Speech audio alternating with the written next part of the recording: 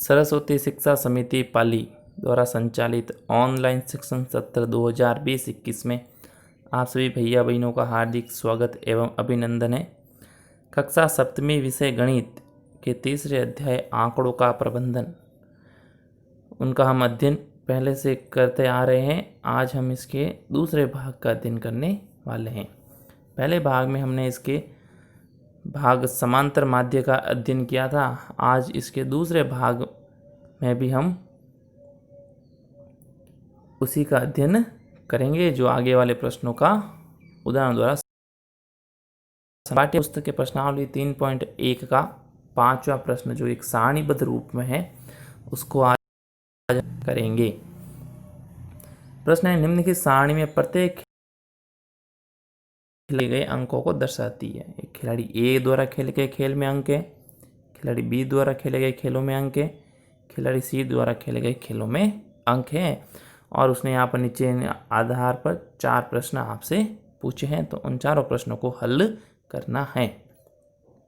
तो देखते हैं, पहला प्रश्न पूछा है, प्रत्येक खेल में ए द्वारा अर्जित औसत अंक ज्ञात करने के लिए माध्य ज्ञात करना है। तो माध्य कहे चाहे औसत कहे, बात एक ही है। तो औसत ज्ञात करना है खिलाड़ी ए द्वारा।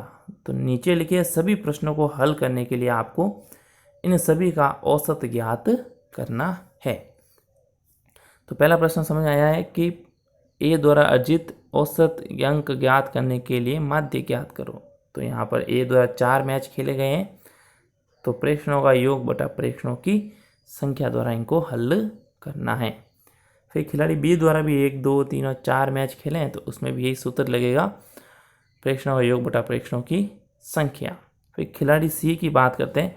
तो खिलाड़ी सी ने खेल 1 खेला, 2 खेला, खेल 3 उसने खेला ही नहीं और खेल 4 खेला है।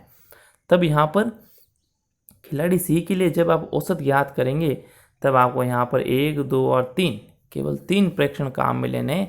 तो प्रेक्षणों का योग बटा प्रेक्षणों की संख्या, तब यहाँ पर प्रेक्षणों की संख्या भी आप 3 ही लेंगे। तो यहाँ पर दूसरा प्रश्न जो दे रखा है, प्रत्येक खेल में सी द्वारा अर्जित अंक ज्ञात करने के लिए आप कुल अंकों को 3 से भाग देंगे या 4 से।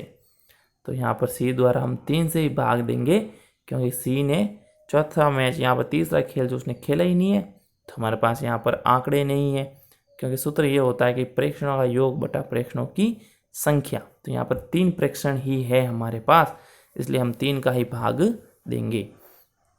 फिर तीसरा, बी ने सभी 4 खेलों में भाग लिया, उसका माध्य ज्ञात करना है। तो बी द्वारा खेले गए खेलों का माध्य ज्ञात करना है।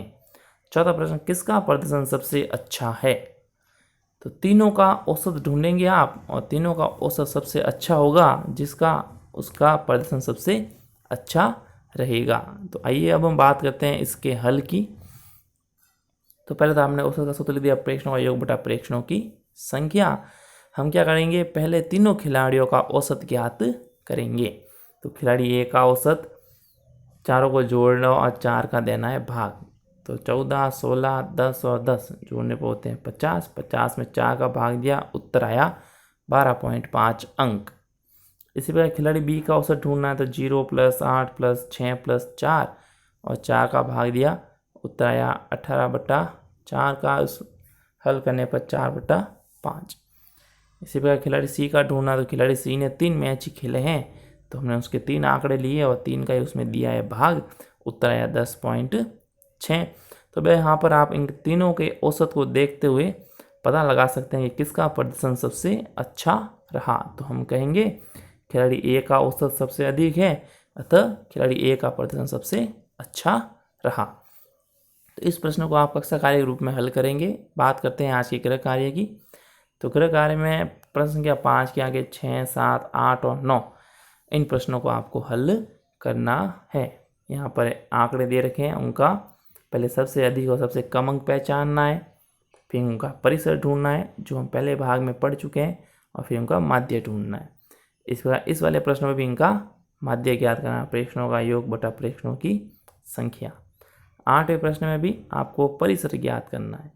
तो सबसे अधिक में से सबसे कम को माइनस करना है, तो आपको इसका परिसर ज्ञात हो जाएगा।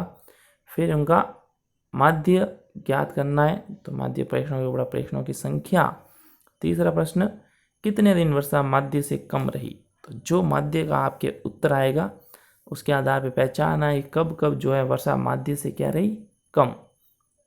और 10वां प्रश्न, सेंटीमीटर में निम्न के परिणाम प्राप्त हुए हैं। तो सबसे लंबी लड़ी की लंबाई क्या है और उनका माध्य आपको ढूंढना है। अगले भाग में हम इसके अगले प्रकरण का अध्ययन करेंगे। धन्यवाद।